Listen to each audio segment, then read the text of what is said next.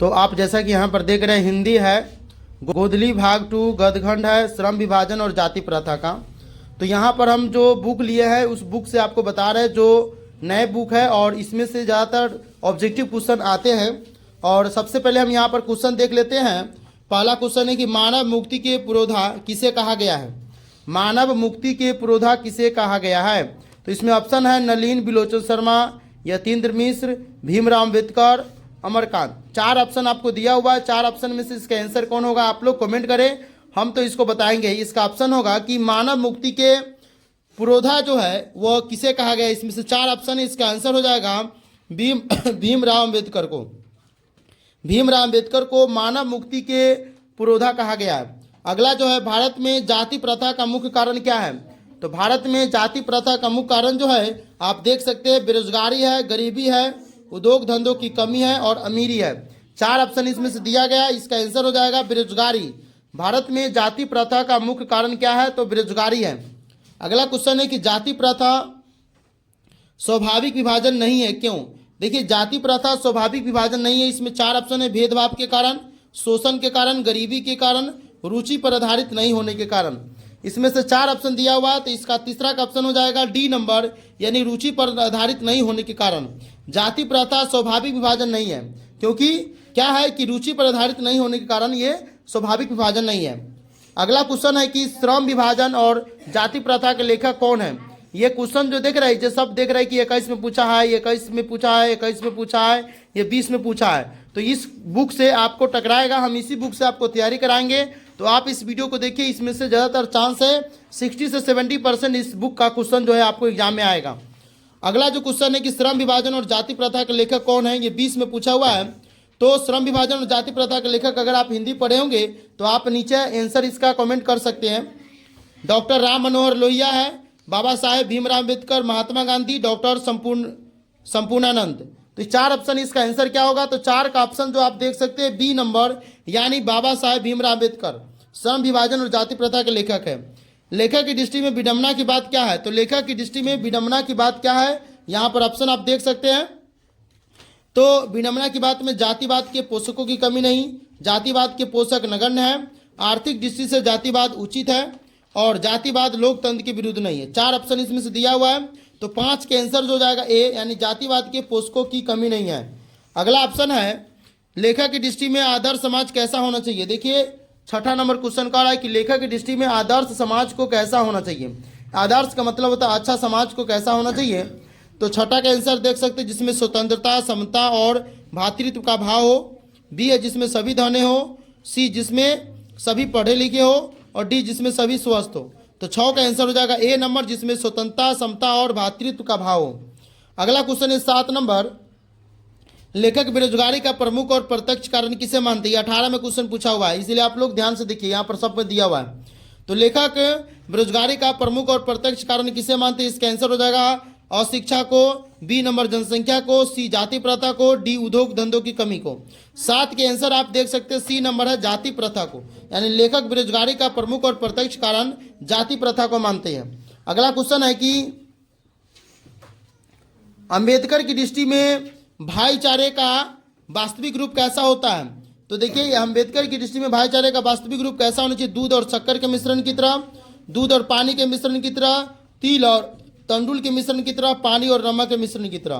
तो इसका हो जाएगा दूध और पानी के मिश्रण की तरह। यानी भाईचारे का मतलब है कि जैसे दूध को अगर हम पानी में मिलाते हैं तो दूध उसमें नज़र नहीं आता है, उसी तरह से पानी को भी अगर हम कभी दूध में मिला देते हैं तो नज़र नहीं आता। यानी कि समान मात्रा में है, अगर 5 केजी दूध है, 5 केजी पानी है, तो दोनों को मिलाएंगे तो थोड़ा मोड़ा नजर आएगा, लेकिन उसी में अगर हम 5 केजी दूध है, 1 लीटर पानी को उसमें मिला दे तो पता नहीं चलता है। उसी तरह से अगर 5 लीटर पानी है उसमें 1 लीटर दूध डालेंगे तो फिर दूध का मिश्रण उतना पता नहीं चलेगा। तो ये भाईचारे के मिश्रण की तरह, यानी कि समान मात्रा में आप लोग गाँव में देखते होंगे कि पानी जो है दूध में मिला दिया जाता है और पानी नजर नहीं आता रहता है। अगला क्वेश्चन है 9वां नंबर, आप जैसा कि देख सकते हैं, भारतीय संविधान के निर्माण में महत्वपूर्ण भूमिका किसकी है। भारतीय संविधान के निर्माण में आप जानते हैं कि यहाँ ऑप्शन में जो दिया हुआ है भीमराव अम्बेडकर, उन्हीं का प्रमुख भूमिका है।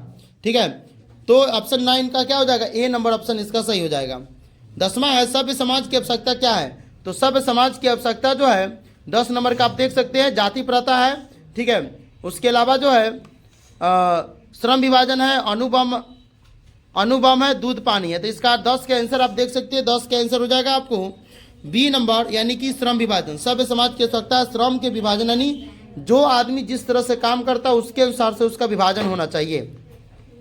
निम्नलिखित रचनाओं में से कौन सी रचना डॉक्टर अंबेडकर की है? इसमें देख सकते हैं हम डॉक्टर अंबेडकर की रचना कौन कौन है। डॉक्टर अंबेडकर बहुत महान थे, भारत के पहले कानून मंत्री भी थे और उन्होंने भारत के संविधान का निर्माण भी किया था। तो उन्होंने बहुत सारी किताबें भी लिखी थी, उसमें से यहाँ 4 ऑप्शन में से एक किताब उनका नाम है। तो 11 का दिया है कि the caste in India, the untouchable, you are they, who are Shudras, इनमें से सभी। तो 11 का ऑप्शन आप देख सकते हैं कि डी नंबर, यानी कि इनमें से सभी, यानी इसमें से तीनों किताब जो है डॉक्टर भीमराव अम्बेडकर लिखे हुए हैं। इसका नाम है the caste in India, the untouchable, you are they, who are Shudras, यानी कि तीनों ऑप्शन, यानी तीनों किताब ये डॉक्टर भीमराव अम्बेडकर लिखे हुए हैं। अगला है 12 नंबर, आधुनिक सभ्य समाज श्रम विभाजन को आवश्यक क्यों मानता है? ये देखिए 18 में क्वेश्चन पूछे हुआ है, सेकेंड सीटिंग में पूछे हुआ है। कार्य कुशलता के लिए, भाईचारे के लिए, रूढ़िवादिता के लिए, इनमें से सभी। तो 12 का ऑप्शन आप देख सकते हैं, 4 ऑप्शन इसमें से दिया हुआ है। तो 4 ऑप्शन में से आपको एक न एक ऑप्शन तो सही होगा। तो ये 18 में पूछा हुआ है, तो आप अगर इसका आंसर जानते हैं तो कमेंट करना है। तो 12 का आंसर जो इसमें हो जाएगा ए नंबर, यानी कार्य कुशलता के लिए। 13 हो जाएगा श्रम विभाजन और जाति प्रथा पाठ बाबा साहब के किस भाषण का संपादित अंश है? यानी श्रम विभाजन और जाति प्रथा डॉक्टर भीमराव अम्बेडकर जो है एक भाषण दिए थे, उसमें से लिया गया।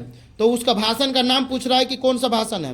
13 का ऑप्शन जो हो जाएगा इसमें दिया हुआ है the caste in India, their mechanism, genesis and development, annihilation of caste, who is सुद्रास।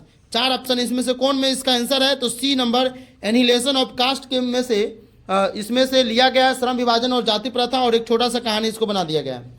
प्राथमिक शिक्षा प्राप्त करने के बाद अंबेडकर उच्चतर शिक्षा प्राप्त करने के लिए कहाँ गए थे? देखिए प्राथमिक का मतलब होता है कि 1 से 5 तक की शिक्षा प्राप्त करने के बाद उसके ऊपर जो है शिक्षा प्राप्त करने के लिए अंबेडकर कहाँ गए थे? इटली, दक्षिण अफ्रीका, न्यूयॉर्क, दक्षिण कोरिया। इसमें से 4 ऑप्शन है। तो 14 का आंसर हो जाएगा सी नंबर, यानी न्यूयॉर्क गए थे। शिक्षा प्राप्त करने के बाद न्यूयॉर्क गए थे, यानी प्राथमिक शिक्षा प्राप्त कर लिए थे, उसके बाद न्यूयॉर्क में पढ़ाई करने गए थे।